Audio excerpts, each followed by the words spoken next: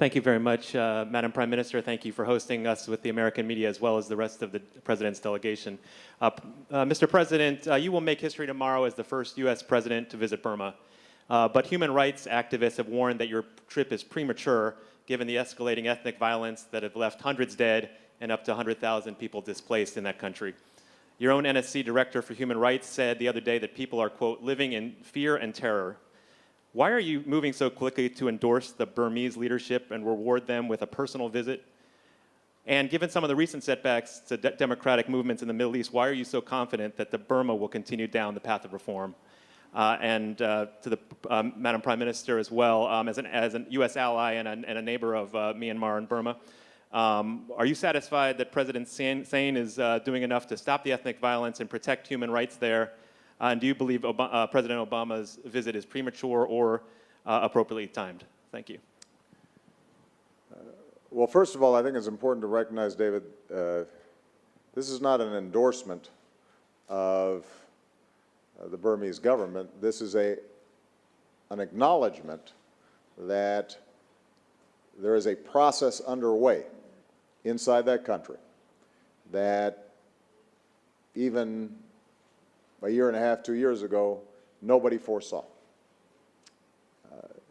President Sein is taking steps that move us in a better direction. You have Aung San Suu Kyi, now an elected member of parliament. You've seen political prisoners released. There is an articulated commitment to further political reform. But I don't think anybody's under any illusion that Burma's arrived, that they're where they need to be. On the other hand, if we waited to engage until they had achieved a perfect democracy, my suspicion is we'd be waiting an awful long time.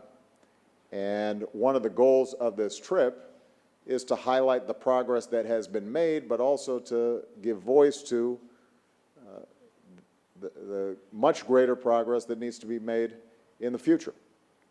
So when I address the Burmese public as the first president who's ever visited that country, what they'll hear from me is that we congratulate them on having opened the door to a country that respects human rights and respects political freedom and is saying that it's committed towards a more democratic government. But what you'll also hear is that the country has a long way to go. And I'm not somebody who thinks that the United States should stand on the sidelines and not want to get its hands dirty when there's an opportunity for us to encourage the better impulses inside a country.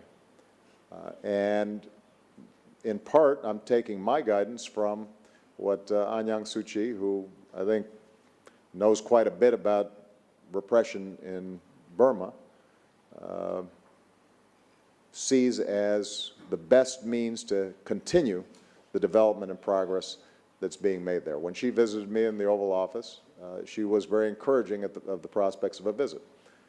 And one of the things that we've learned in countries around the world is that change can happen very fast if a spotlight is shown on what's going on in a country and the people there start believing that their voices are heard around the world. And one of the things that we can do as an international community is make sure that the people of Burma know we're paying attention to them, we're listening to them, we care about them.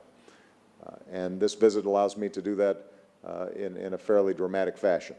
But we understand there's going to be a work in progress, and what we've done is calibrate our concrete policies and responses based on the understanding that more work needs to be done. And if we see backsliding and slipping, then we're in a position to respond appropriately. But my hope is that we will continue on a positive track, and hopefully my visit will be able to encourage that. For myself, I think on the case of the Myanmar situation, I think now we can see that from my observation, and also I have several chance to visit in Myanmar, we see a lot of progress on the political reform from the government. And I think from the basic that we have been told you, that I think we believe that the fundamental of economic growth and the prosperity is stability of democracy. Because people in the region, we believe that democracy will be the way for the country to keep free and fair, and also reduce the gap of the people. So that's why we believe this is the right destination.